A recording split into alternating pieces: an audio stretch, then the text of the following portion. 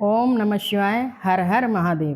प्रिय शिव भक्तों, शिव पुराण की इस दिव्य कथा श्रृंखला में आपका हार्दिक स्वागत है। पिछले अध्याय में हमने भगवान शिव के परम भक्त विप्रवर विश्वानर और उनकी पत्नी सुचिमती की कठोर तपस्या के बारे में सुना था, जिससे प्रसन्न होकर भगवान शिव ने स्वयं उनके पुत्र के रूप में जन्म लेने का वरदान दिया था। आज हम उसी दिव्य लीला को आगे बढ़ाएंगे और जानेंगे कि कैसे भगवान शिव सुचिमती के गर्भ से प्रकट हुए, कैसे ब्रह्मा जी ने उनका नाम गृहपति रखा और किस प्रकार देव ऋषि नारद की एक भविष्यवाणी ने उस बालक के जीवन को एक नई दिशा दी।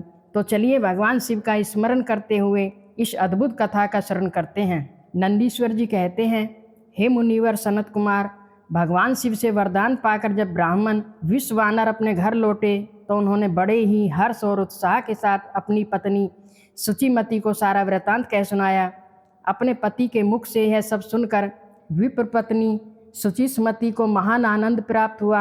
वह अत्यंत प्रेम पूर्वक अपने भाग्य की सराहना करने लगी कि स्वयं महादेव उनकी कोख से जन्म लेंगे। इसके बाद जब उचित समय आया तो ब्राह्मण विश्वानर ने विधि विधान पूर्वक गर्भाधारण संस्कार संपन्न किया और वह पुण्य नारी गर्भवती हुई। फिर उन विद्वान मुनि ने गर्भ में स्पंदन होने से पहले ही पुत्र की पुष्टि और वृद्धि के लिए गृहसूत्र में बताई गई विधि के अनुसार पुंसवन संस्कार किया। तत्पश्चात जब गर्भ का 8वां महीना आया तो कृपालु विश्वानर ने सुखपूर्वक प्रसव होने के उद्देश्य से गर्भ के रूप को और समृद्ध करने वाला सीमंत संस्कार भी संपन्न कराया। और फिर वो शुभ घड़ी आई। तदुपरांत जब सारे तारे और नक्षत्र अनुकूल थे, जब बृहस्पति केंद्र में स्थित थे और सभी शुभ ग्रहों का योग बना हुआ था, तब उस शुभ लगन में स्वयं भगवान शंकर सुचिमती के गर्भ से पुत्र रूप में प्रकट हुए। उस बालक का मुख पूर्णिमा के चंद्रमा के समान कांतिमान था। वे अरिष्ट रूपी दीपक को बुझाने वाले यानी सभी संकटों और अनिष्टों का विनाश करने वाले थे और भू भुवः स्वः इन तीनों लोकों के निवासियों को हर प्रकार से सुख देने वाले थे। उनके जन्म लेते ही प्रकृति भी उत्सव मनाने लगी। सुगंधित वायु को ले जाने वाले मेघ दिशा रूपी वधुओं के मुख पर वस्त्र के सामान छा गए, अर्थात चारों ओर काली घटाएं उमड़ आईं। वे घनघोर बादल उत्तम सुगंध वाले फूलों की वर्षा करने लगे। स्वर्ग में देवताओं की दंदुभियां बजने लगीं। चारों दिशाएं निर्मल और स्वच्छ हो गईं।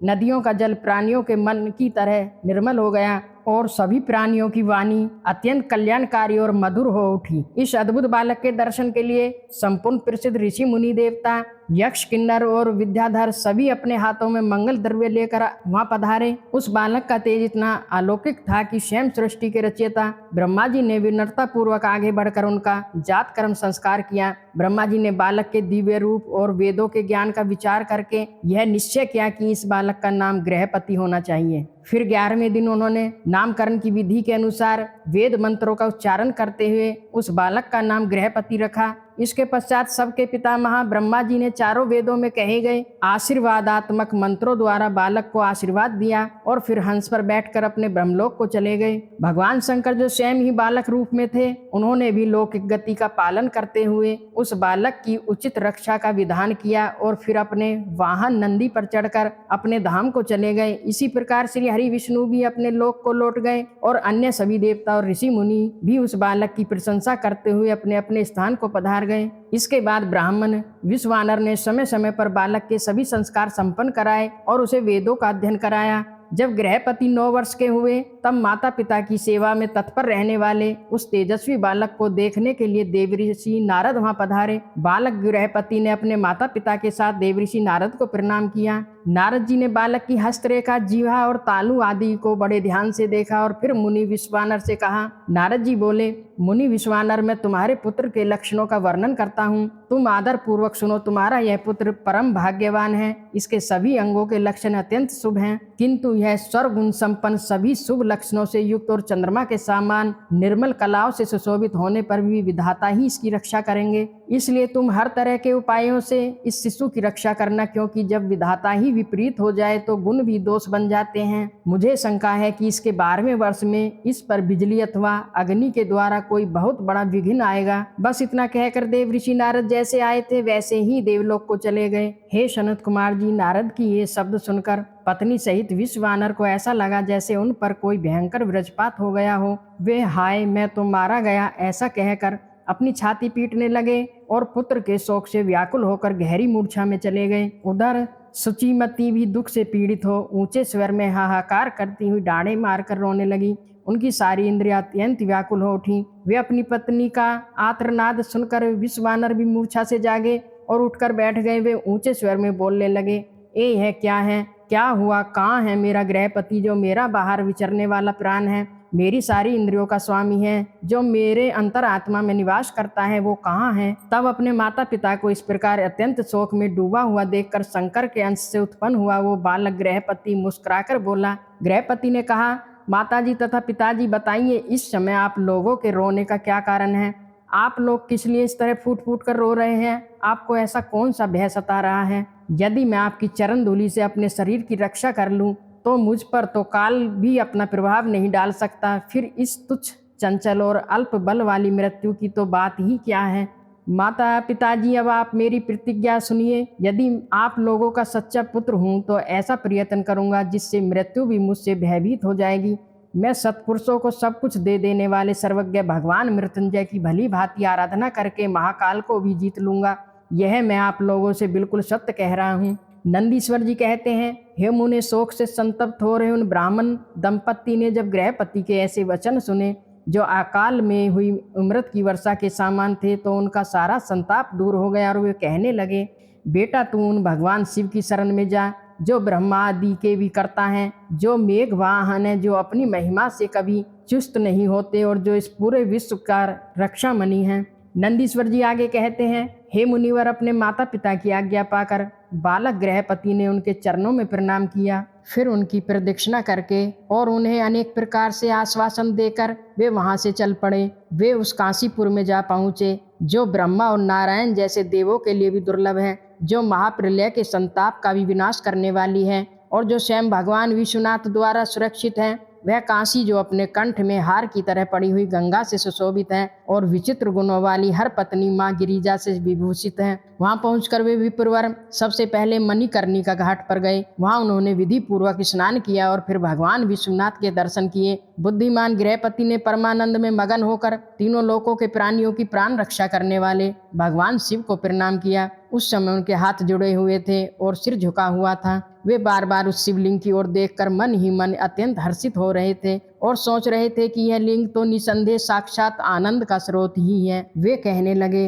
ओहो, आज मुझे जो सर्वव्यापी श्रीमान विश्वनाथ का दर्शन प्राप्त हुआ है, इसलिए इस चराचर त्रिलोकी में मुझसे बढ़कर धन्यवाद का पात्र और कोई नहीं है। जान पड़ता है मेरा भाग्योदय होने वाला था, इसलिए उन दिनों महर्षि नारद ने आकर मेरी वैसी बात कही थी जिसके कारण आज मैं कृतकृत्य हो रहा हूँ। नंदीश्वर जी कहते हैं, हे मुने, इस प्रकार आनंद रूपी अमृत रस का पान करके गृहपति ने एक शुभ दिन में सभी का हित करने वाले एक शिवलिंग की स्थापना की और फिर पवित्र गंगा जल से भरे हुए 108 कलशों द्वारा शिव जी को स्नान कराकर ऐसे घोर नियमों का संकल्प लिया जो साधारण मनुष्यों के लिए अत्यंत दुष्कर थे। हे नारद जी, इस प्रकार एकमात्र शिव ने अपना मन लगाकर तपस्या करते हुए उस महात्मा गृहपति की आयु का 1 वर्ष बीत गया। तब उनके जन्म से 12वें वर्ष आने पर मानो नारद जी के वचन को सत्य करने के लिए स्वयं देवराज इंद्र उनके निकट पधारे और बोले। इंद्र बोले, हे विप्रवर, मैं इंद्र हूँ और तुम्हारे इस शुभ व्रत से प्रसन्न होकर यहाँ आया हूँ। अब तुम वर मांगो, मैं तुम्हारी सभी मनोकामनाएं पूर्ण कर दूंगा।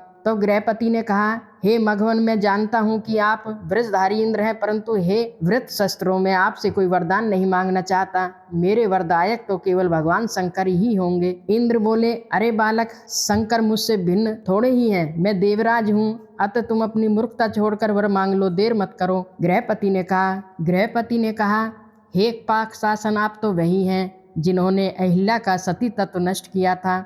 आप एक दुराचारी हैं, आप यहाँ से जाइए, क्योंकि मैं पशुपति भगवान शिव के अतिरिक्त किसी अन्य देवता के सामने प्रार्थना भी नहीं करना चाहता। नंदीश्वर जी कहते हैं, हे मुनि, गृहपति के ये वचन सुनकर इंद्र के नेत्र क्रोध से लाल हो गए। वे अपने भयंकर व्रज को उठाकर उस बालक को डराने धमकाने लगे। तब बिजली की ज्वालाओं से भरे उस व्रज को देखकर बालक गृहपति को नारद जी के वाक्य याद आ गए। फिर तो वे भय से व्याकुल होकर मूर्छित हो गए। तभी उसी क्षण अज्ञान के अंधकार को दूर भगाने वाले गौरीपति भगवान शंभु वहां प्रकट हो गए। उन्होंने अपने हाथ के स्पर्श से उस बालक को जीवन दान देते हुए कहा, वत्स, उठो, तुम्हारा कल्याण हो। तब जैसे रात्रि के बाद कमल खिल उठता है, वैसे ही उस बालक के नेत्र कमल खुल गए उसने उठकर देखा तो अपने सामने सैकड़ों सूर्य से भी अधिक प्रकाशमान भगवान शंभु खड़े थे। उनके ललाट पर तीसरा नेत्र चमक रहा था, गले में नीला चिन्ह था, उनकी ध्वजा पर वृष का चिन्ह था और उनके वाम अंग में माँ गिरिजा देवी विराजमान थी। उनके मस्तक पर चंद्रमा सुशोभित था और वे बड़ी बड़ी जटाओं से उनकी अद्भुत शोभा हो रही थी। वे अपने आयुध, त्रिशूल और आजगव धनुष धारण किए हुए थे। कपूर के समान उनका गोरा शरीर अपनी प्रभा बिखेर रहा था और वे गज चरम लपेटे हुए थे। उन्हें देखकर जब शास्त्र के लक्षणों और गुरु वचनों से गृहपति यह समझ लिया कि वे साक्षात महादेव ही हैं, तब हर्ष के मारे उनके नेत्रों में आंसू छलक आए, गला रुध गया और शरीर रोमांचित हो उठा। वे कुछ क्षणों के लिए स्वयं को भूलकर किसी पर्वत की भांति निश्चल खड़े रह गए। जब वे न तो उनकी स्तुति कर पाए, न नमस्कार कर पाए और न ही कुछ कह सके, तब भगवान शिव मुस्कुराकर बोले।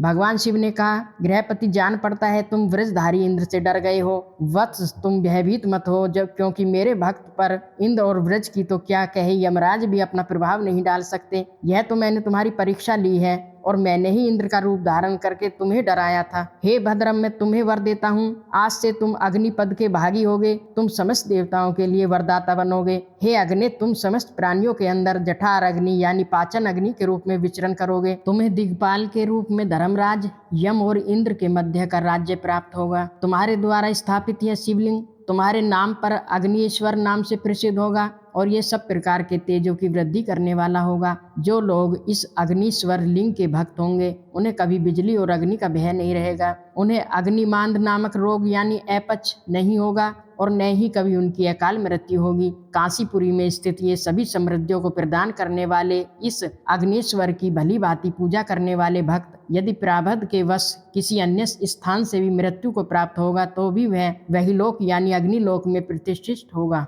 नंदीश्वर जी कहते हैं, हे मुने, इतना कहकर शिव जी ने गृहपति के बंधुओं को बुलाया और उनके माता पिता के सामने ही उस बालक का अग्नि के रूप में दिग्पति के पद पर अभिषेक कर दिया और फिर स्वयं उसी लिंग में समा गए। हे तात, इस प्रकार मैंने तुमसे परमात्मा शंकर के गृहपति नामक अन्य अवतार का वर्णन किया है जो कि दुष्टों को पीड़ा देने वाला है। इसके बाद नंदीश्वर जी अग्निदेव का महात्म्य बताते हुए कहते हैं, जो सदृढ़ पराक्रमी और जितेंद्रिय पुरुष अथवा स्त्रियां अग्नि में प्रवेश कर जाती हैं वे सब अग्नि के समान तेजस्वी हो जाती हैं। इसी प्रकार जो ब्राह्मण, अग्निहोत्र, परायण, ब्रह्मचारी तथा पंचाग्नि का सेवन करने वाले हैं वे भी अग्नि के समान तेजस्वी होकर अग्नि लोक में निवास करते हैं। जो व्यक्ति शीतकाल में ठंड से बचने के लिए लकड़ियां दान करता है वह अग्नि के निकट निवास करता है। जो श्रद्धा पूर्वक किसी अनाथ मृतक का अग्नि संस्कार करता है वह अग्नि लोक में प्रशंसा पाता है। हे द्विज जातियों के लिए परम कल्याण करने वाली एक अग्नि ही है, वही उनका गुरु, देवता, व्रत और तीर्थ अर्थात सब कुछ है। जितनी भी पवित्र वस्तुएं हैं वे सब अग्नि का स्पर्श होते ही उसी क्षण पवित्र हो जाती हैं। इसलिए अग्नि को पावक अर्थात पवित्र करने वाला कहा जाता है।